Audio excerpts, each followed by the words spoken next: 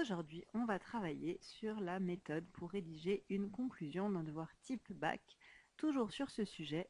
Quelle est l'importance du motif des mains dans le recueil Les mains libres de Man Ray et Paul Éluard? Alors, voilà la conclusion qui a été rédigée par un élève sur ce sujet. Je vous la lis. En somme, il est donc possible d'affirmer que le motif des mains dans le recueil de Paul Éluard et Man Ray est très important du fait de sa signification physique, mais aussi de tout ce à quoi il est rattaché sur un plan plus spirituel. On peut donc y percevoir, de par sa récurrence, la nécessité pour les auteurs de donner leur avis sur le monde, leur perception. Je vous laisse réfléchir à cette conclusion. Voici une conclusion modèle, celle qu'on pourrait rédiger sur un sujet de ce type.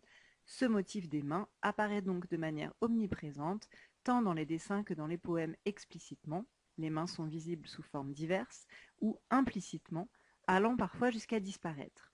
Si l'on peut lire ces représentations comme des symboles, le désir, la domination, la liberté créatrice, elles gardent cependant leur part de mystère, car le poète et le dessinateur, artiste surréaliste, cultive l'énigme et invite le lecteur à user de sa liberté interprétative, à avoir les mains libres dans la perception intime des ensembles de l'œuvre.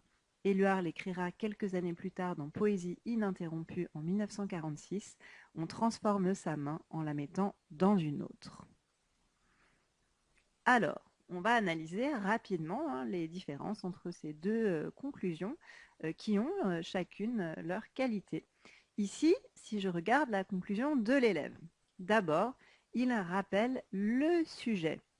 C'était bien la question, travailler sur le motif des mains dans le recueil. Donc ici, il le rappelle.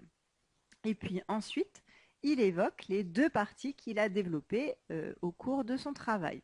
Sa signification physique, c'est-à-dire la place physique des mains dans le recueil, mais aussi tout ce à quoi il est rattaché sur un plan plus spirituel. Ici, l'élève fait référence à la symbolique. Donc on voit bien que cette première partie de la conclusion répond à ce qu'on attend d'une conclusion, à savoir la synthèse de ce qui a été dit avant. Puis, dans une seconde partie, on voit que l'élève fait ce qu'on appelle une ouverture. On peut donc y percevoir, de par sa récurrence, c'est-à-dire le fait que ça revienne, la nécessité pour les auteurs de donner leur avis sur le monde, leur perception. Donc c'est une tentative d'ouverture qui est plutôt pas trop mal, qu'on aimerait peut-être un peu plus développer. Néanmoins, même si on peut ajouter des choses dans cette conclusion, comme on va le voir dans l'autre conclusion qui vous est proposée, ici on voit bien que cette conclusion répond à la construction qu'on attend pour un devoir de ce type. Analysons de la même manière la conclusion modèle. Donc ici, vous voyez qu'on rappelle aussi le sujet. Ce motif des mains apparaît de manière omniprésente. Ça rappelle le sujet, l'importance des mains dans le recueil. Donc on explique ensuite comment est-ce que justement ces mains apparaissent. Donc la première partie qui était sur la représentation des mains dans le recueil, là on rappelle que cette représentation était explicite ou implicite. Donc on détaille un petit peu, mais on ne rentre pas non plus complètement dans les détails. Il s'agit d'une conclusion et surtout pas de redévelopper les idées. Et puis à partir du si, on évoque la seconde partie. Si l'on peut lire ces représentations comme des symboles, la deuxième partie c'était l'aspect symbolique des mains dans le recueil, elles gardent cependant leur part de mystère. Donc là, la synthèse va jusqu'à mystère.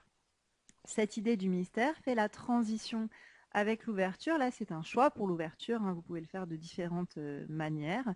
Ici, sur ce sujet, c'était intéressant de rebondir sur la place du lecteur et sur les mains du lecteur, puisque finalement, le lecteur est un peu la troisième main dans l'écriture de ce recueil. C'est lui surtout qui a les mains libres dans la consultation de ce recueil.